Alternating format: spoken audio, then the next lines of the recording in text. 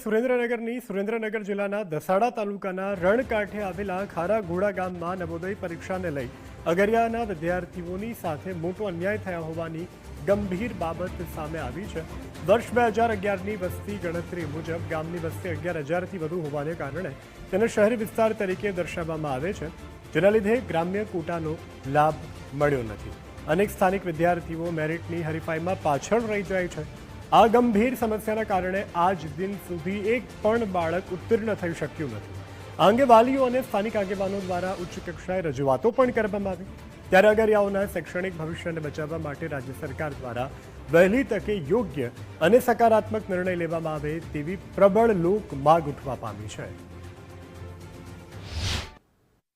સુરેન્દ્રનગર જિલ્લાના ખારાઘોડા ગામે જે નવોદયની પરીક્ષા બાળકો દ્વારા આપવામાં આવે છે એની સરખામણી મેરિટ લિસ્ટમાં શહેરી સાથે કરવામાં આવે છે।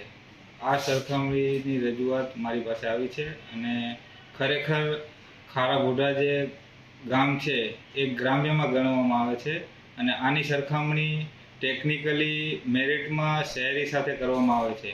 તો અમે આની રજૂઆત આગળ કરશું અને બાળકોને સાથે જે આ અન્યાય થઈ રહ્યો છે એની અમે રજૂઆત આગળ કરશું અને અમારાથી બનતા પ્રયત્નો કરશું કે બાળકો આ લાભથી વંચિત